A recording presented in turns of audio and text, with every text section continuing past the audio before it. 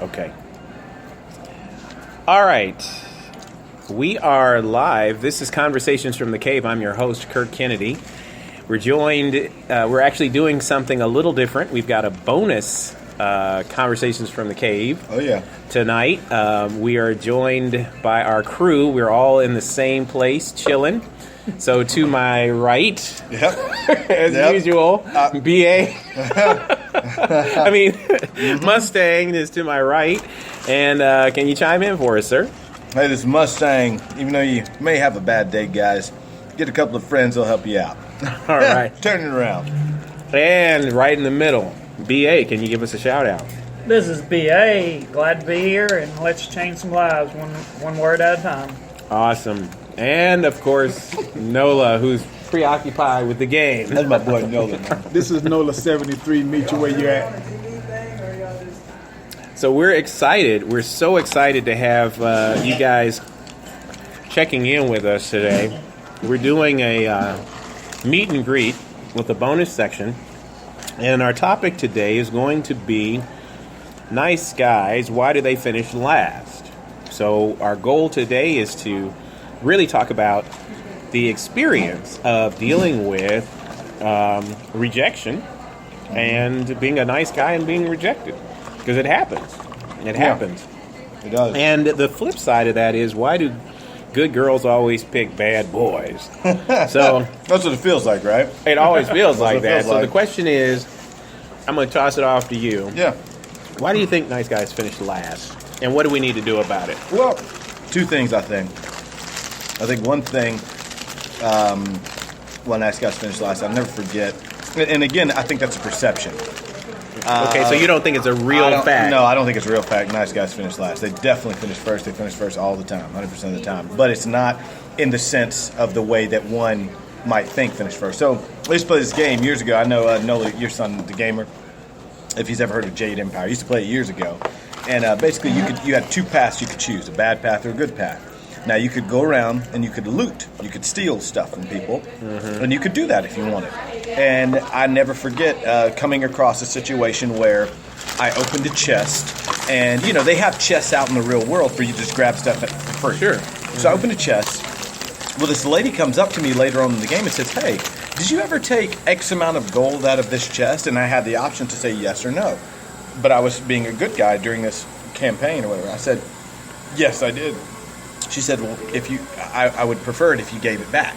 And it was a lot. It was a lot of money. Mm-hmm. So long story short, I was like, dang, if I were bad, I could just keep this. And she's not going to do anything. If she argues, I'll just kill her in the game. Mm-hmm. But I said, you know what, whatever. I gave it back to her. Well, she took it back. And I thought, well, surely she's going to give me something great for it or something. She didn't give me anything. She just took the money back. And it hit me at that moment that when you're good, you do things for the sake of being good. You don't do things for the sake of getting something back. Right. So that hit me during that game. So goodness is its own reward. Is its own reward. But later on, there were some things that if you had done well, now this is just per chance, I wasn't doing it for it. If you were good, you only had access to these things. Mm-hmm. You could not get access to these things if you were bad. Wow. You purely, okay. But you had to sacrifice all these things throughout the game. At the beginning. Before you knew that you had no idea that you were going into it. Mm-hmm. So all that to say, I don't feel like the nice guys finish last. I feel like we feel that way because we don't get this girl or we don't get this job or we didn't bite somebody's back to get that position. Right. But on the same token, God's looking out, and He already knows all of that. Like Daddy looking out for son, Daddy looking out for daughter. Baby, I saw your brother or sister hit you. I saw that. Mm-hmm. But I let this occur because I had this or that plan. So anyway, that's my 2 cents. Got you. Okay. We're tearing up some food here, guys. So. Mm-hmm. All right, BA. So do you think nice guys finish last? I agree with Mustang because it is true that it is a myth nice guys finish last.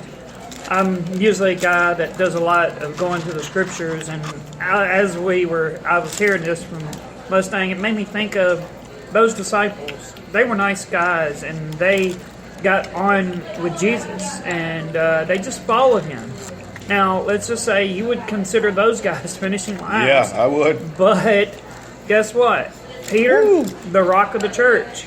You know, other guys wrote the story of Jesus. I mean, it's just phenomenal how we have let this myth become reality because it fits into a movie, and those movies make a lot of money because nice guys finish last. Interesting. So, your belief is that nice guys don't actually finish last. You feel like they have, it's a perceptual thing, and that ultimately nice guys will end up making good progress. Yes. All right. Now let's ask Nola. What do you got for us, sir? I would say yes and no. And the reason why I would say no, because I do agree with what both of the guys said before me. I would also say yes to nice guys finish last because, and it's just my theory, that if a young man wanted a certain woman, had his eyes on a certain woman, and the only way he can get that woman is that he walk up to her, he'll approach her, he'll talk to her. Mm-hmm. But if he's timid, if he's scared, passive, and another aggressive man walk up, then that nice guy will finish last. Now, he hadn't necessarily finished last with dating, but he had finished last with the woman that he had eyes for. You know, and so in that sense, nice guys sometimes they do finish last because they don't have that aggressive role that another person would normally have. Oh, now, okay. Now I'm going to throw something in, a little bit of a wrench in this. So what I'm hearing you say is nice guys finish last when they're not aggressive. Meaning that a nice guy is defined by somebody who isn't aggressive. What if I define a nice guy who is aggressive? In other words, what if my definition of a nice guy is a guy who knows how to get what he wants, knows how to take charge of the situation, knows how to move on in? What if that's the definition of the nice guy? Well, You see what I'm saying? Yeah. I'm just saying, you know, because... I mean, you have a point, but at the same time, a nice guy won't do the things that an aggressive guy would do because he is nice. Well, wait. Only if you define that nice is wait. Here's what I'm saying. I'm throwing a wrench in it. Because I'm saying we might have defined nice as passive. Yeah, that's a And good that point. may not necessarily be true because nice doesn't necessarily mean passive. So I'm thinking maybe we have to redraw the line and define nice. Well, So you define it as you see it. That might give us some okay. guidance. So basically, what you're saying is you're infusing nice with passiveness. No, that's what I'm saying. Okay. That's what I'm saying. Okay. You're thinking right there. So I'm not sure. But when I look at nice, also I look at nice with compassion. Okay. Okay. And Compassion is in there. And so when you're looking at compassion, when you're looking at a nice guy being thoughtful and considerate, there are certain things that he won't say that an aggressive guy would say. Okay. You see, and so you have that young man who is nice that, you know, really probably would have did the world for this young lady or for someone. But that person also piggybacks with the next topic, would like that bad boy, you know, right. or that bad aggressor. You know, I got you. and sometimes we're just in a position where we don't know what we want. And at the end of the day, that's where we normally is at, you know. Okay. DA looks like he's chomping at the bit. He wants to say something. This is what I do a lot of times when we do this, not live. I'm chomping at the bit.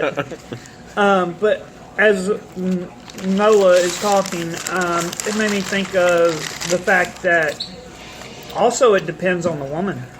You know, because passive guys can be real attractive to a woman. Now, aggressive guys can be real attractive to a woman.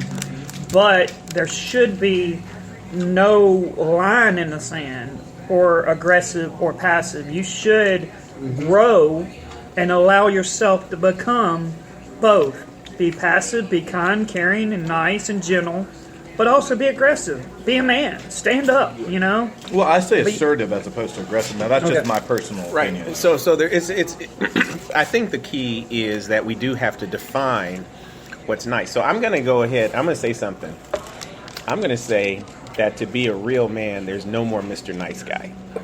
I'm going to go way over the line, Okay. and I'm going to say being a Mr. Nice Guy will ultimately not be the best thing by the definition of nice guy. Okay, let me say this. This is how I feel.